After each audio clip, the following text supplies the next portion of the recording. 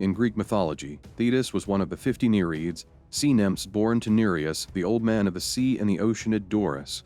She was known for her beauty, grace, and shape-shifting abilities. While Thetis played a crucial role in the events leading up to the Trojan War, her story is far more complex, intertwining with both gods and mortals. As one of the 50 Nereids, she lived in the depths of the sea alongside her father Nereus, a wise and prophetic sea god. However, her divine lineage and striking appearance drew the attention of powerful Olympian gods, Zeus, the king of the gods, and Poseidon, the ruler of the seas. Both gods desired Thetis as a consort. Zeus, known for his many affairs with both goddesses and mortals, was captivated by her beauty and sought to make her one of his lovers. Poseidon too was drawn to her and considered taking her as his wife, which would have made her queen of the sea alongside him. But just as they were about to pursue her, the Titan Prometheus, who had the gift of foresight, revealed a prophecy: the son born of Thetis will be greater than his father. This prophecy struck fear into the hearts of the Olympians. Zeus, who had overthrown his own father Cronus to rule the heavens, saw a dangerous parallel. Poseidon too took the prophecy seriously. Though he had not overthrown his father Cronus in the same way as Zeus, he understood the risks of an all-powerful heir. If Thetis bore his child, that child might challenge even the gods of Olympus and disrupt the divine order. Fearing the consequences, Zeus made a fateful decision. Instead of taking Thetis as a lover, he decreed that she must marry a mortal. By binding her to a human husband, the prophecy would be fulfilled in a way that posed no threat to Olympus. The child would be great, but only among men, not gods. Despite Zeus's decree that Thetis must marry a mortal, she had no desire to be with a human. As a sea goddess, she was independent, free-spirited, and accustomed to the divine realm of the ocean. The chosen husband was Peleus, a renowned warrior and king of Phea in Thessaly. He was a hero in his own right, having sailed with Jason and the Argonauts in search of the Golden Fleece. However, despite his valor and royal lineage, Thetis rejected the match and sought to escape it. Using her divine powers, she transformed into various elements and creatures to evade his grasp. She became fire, water, a raging lion, a serpent, and even a cuttlefish, slipping through his hands again and again. But Peleus, guided by the wise centaur Chiron, had been given crucial advice: no matter how many forms she takes, never let go. Following Chiron's counsel, Peleus held onto Thetis tightly, wrestling with her shifting forms. Eventually, exhausted and unable to break free, Thetis surrendered to fate and agreed to marry him. Their wedding took place on Mount Pelion, home of the centaur Chiron, and was a grand celebration of divine and mortal union. The Olympians graced the event with their presence, bringing lavish gifts for the couple. Poseidon, despite once desiring Thetis himself, presented Peleus with immortal horses, Peleus and Xanthus, who would later pull Achilles' chariot in battle. However, the most significant gift of all came from Chiron, who bestowed upon Peleus an enchanted spear made from ash wood, which would later be wielded by Achilles in the Trojan War. At first glance, the wedding seemed like a joyous occasion, but it would become one of the most fateful events in Greek mythology. Despite the grandeur of the wedding, one goddess was ignored: Eris, the goddess of discord. Known for sowing chaos and strife, she had not been invited to the celebrations, as the gods feared she would bring trouble. Enraged by the slight, Eris arrived at the wedding anyway, carrying with her a golden apple inscribed with the words, "For the fairest." She threw the apple into the gathering, sparking a dispute between three powerful goddesses, Hera, Athena, and Aphrodite, each believing they deserved the title of the fairest. Unable to resolve the conflict themselves, they sought a judge to decide who should claim the apple. This dispute would eventually lead to the judgment of Paris, in which the Trojan prince Paris was chosen to determine the most beautiful goddess. In exchange for awarding her the apple, Aphrodite promised Paris the love of the most beautiful mortal woman, Helen of Sparta. Paris' abduction of Helen, who was already married to King Menelaus, ignited the flames of war between the Greeks and Trojans.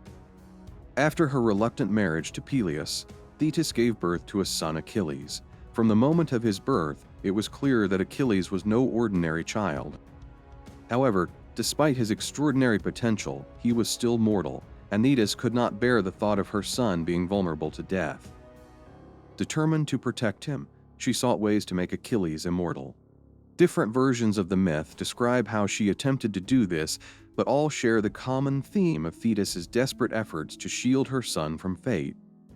In one of the most famous versions of the myth, Thetis took her infant son to the underworld and dipped him into the River Styx, whose waters were said to grant invulnerability. She held Achilles by his heel, submerging the rest of his body so that the river's magic would make him impervious to harm. However, because she grasped him by his heel, that spot remained untouched by the divine water and therefore remained his only weak point. This would later become known as Achilles' heel, the fatal vulnerability that would ultimately lead to his downfall. Then Achilles was entrusted to the care of Chiron, the wise centaur, who raised and trained him in the mountains of Thessaly. Under Chiron's guidance, Achilles learned combat, medicine, music, and hunting, growing into the greatest warrior of his time. Despite his unmatched strength and skills, his fate was already sealed. A prophecy declared that Achilles would face two possible destinies.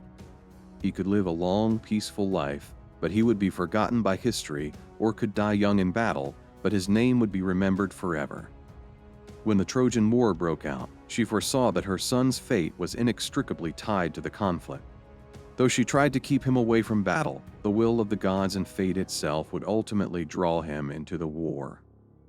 Knowing that Achilles was fated to die young if he went to Troy, Thetis attempted one last desperate measure to save him.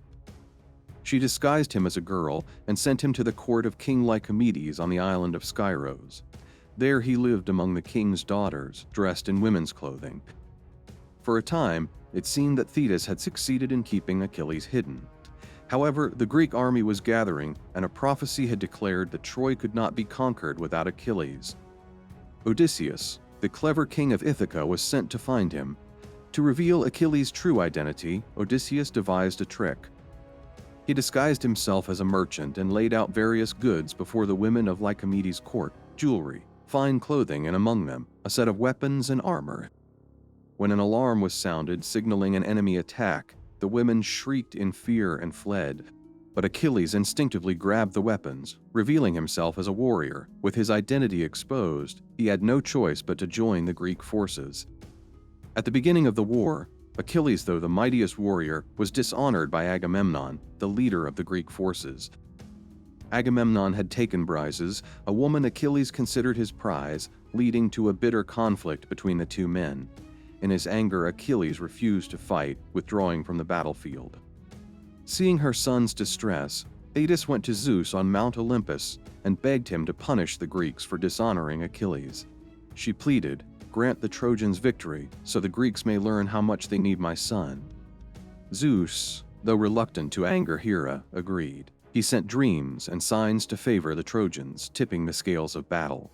Under Hector's leadership, the Trojans pushed the Greeks back toward their ships. Thetis' intervention nearly cost the Greeks the war, all because she wanted Achilles to be recognized and respected. When Achilles' closest companion, Patroclus, was killed by Hector while wearing Achilles' armor, Thetis knew that her son would be consumed by grief and rage. He would now return to battle, but he no longer had armor, as Hector had stripped it from Patroclus' body. Wanting to protect Achilles as much as she could, Thetis visited Hephaestus, the god of blacksmithing, and begged him to forge a new set of divine armor for her son. Hephaestus, moved by her sorrow, created the most magnificent armor ever made, a shining shield decorated with intricate scenes of the world, along with a breastplate, greaves, and a helmet. Thetis personally delivered the armor to Achilles, knowing that it would help him avenge Patroclus. However, she also knew that by returning to battle, Achilles was sealing his own fate.